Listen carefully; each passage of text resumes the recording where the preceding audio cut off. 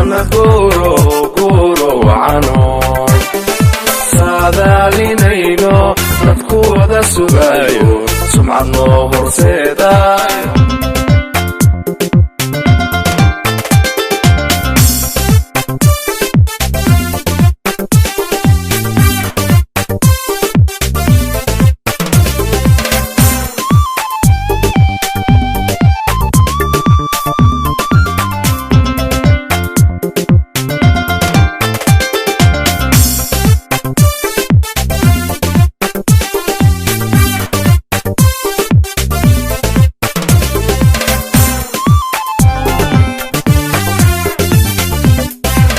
sanadguuro wacano saadaalinayno dadku wada sugayo sumcad noo horseed kale TV-guna hawlo badan oo soo qabtay hawlo badan oo u dhiman yihiin يعني TV-gana يعني qof iska malaha waa wax mujtamac Soomaaliya iskala TV marka waxaan yani anagu leenahay ma marka waa inaad anaga dhanasaan uga wada shaqeeylahayn hadduu halaabano wax Soomaaliyeed halaab hadduu hagana wax Soomaaliyeed oo maaragtay marka waa inaan ka wada shaqeynaa waxaan gaar ahaan caawa halkan u nimid TV-ga kalsan inaan u hambalyeeno runtii waxaan hambalyo leeyahay ninkii soo abaabulay milkiilaha iyo dadkii waliyaasha ama dadka kaamirayaasha iyo suxufiyiinta iyo inta ka shaqeysa dhanna waxaan leeyahay walaalayaal hambalyaan u soo jeedinayaa anoo markasta aan la socdo barnaamijkoodii aad iyo aad baan u hambalyaynayaa dhammaan waxaan salaamayaa mad sharafta ka soo qayb gashay caaway kalsan TV hambalyadiisa ama dhalashadiisii sadar muuqdaa su'aal ka dhan marka la fiiriyo caaway ummadda halkan isugu timid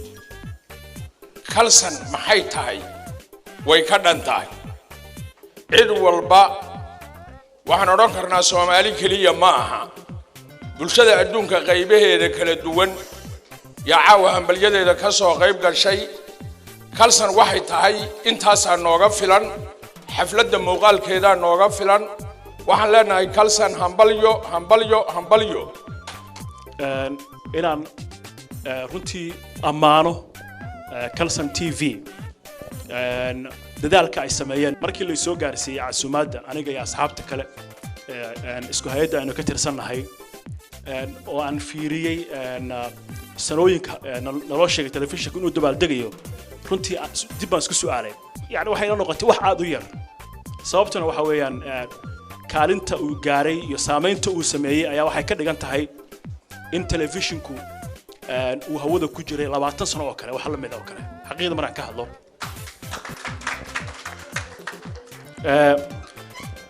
maamulayaasha iyo mulkiilaha iyo khaliif dhamaantood waxa weeyaan dad aanu xiriir wada leenahay ra'yi aan ku leeyahay telefishinka inta badan intuu hawada ku jiray muddo badan xarunta tagay xitaa aan ka jeediyay barnaamijyo aan uga qayb galay marka kalsan inuu arrintan naga saaciday oo dadkii Soomaaliyeed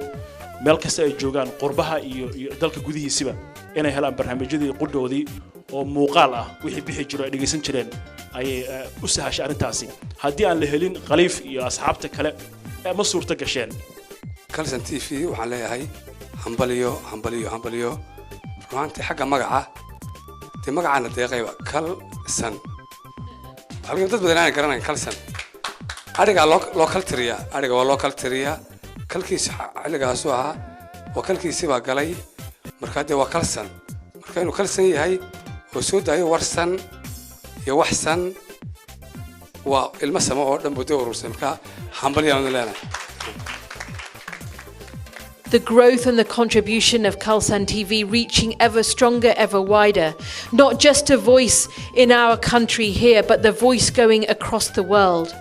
And may I also congratulate and thank you for the work that you are also doing to support the work in the march this weekend, so that we commemorate and support the victims of the horrific attack in Mogadishu. But we make sure that we are sending that voice to the Foreign Secretary here, to DFID, to make sure that Somalia has all the support and the strength it needs. The government has that support as well to tackle terrorism in Somalia and to make sure that that becomes a thing of the past. So I thank you for that, and I look forward in any way I can to continuing to work with you and keeping your voice loud and seeing your success. maxaan kalsan sanad guuradii TV-ga kalsan yani Soomaalida markaad fiiriso inta diinta ku xiran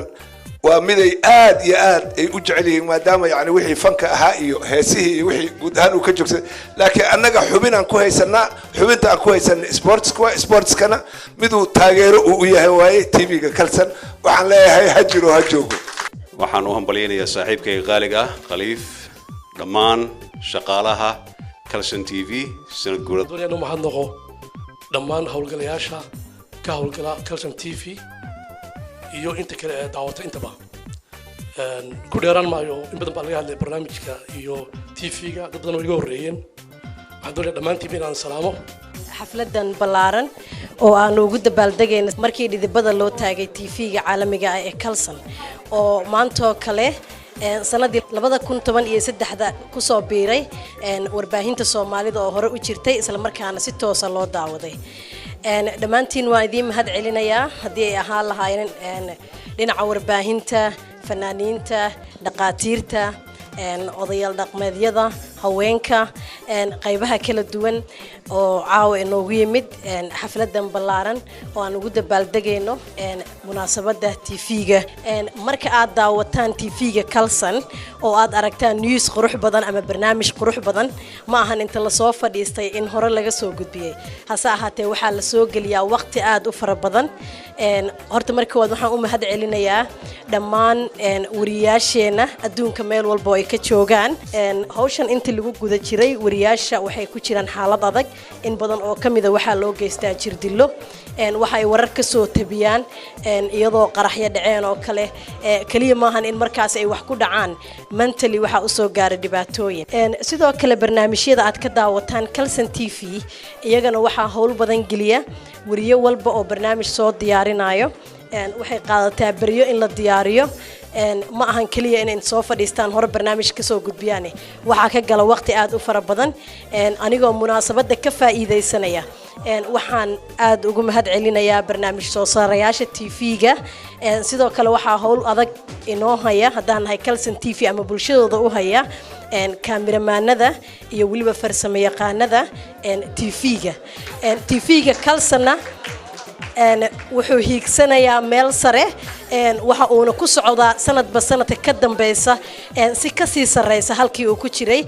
inagoo haatan ugu sareyna TV-yada jira oo markaasi high definition ku jirna aragti wanaagsan barnaamijyo tayo leh warar xaqiiqo ah oo sax ah oo xaqiiqda ku saleysan marka waxaan idin leeyahay dhammaantiin hambalyo sanadguuro wacano saadaalinayno dadku wada sugaayo sumcad noo horseedaayo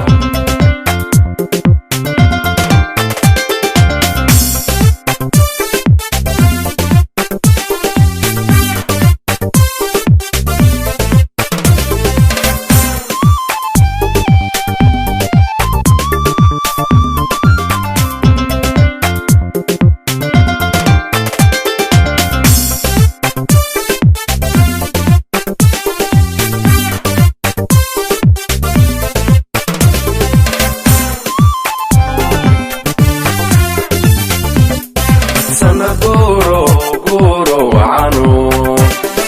saadaalinayno dadku wada sugaayo sumcad noo horseeda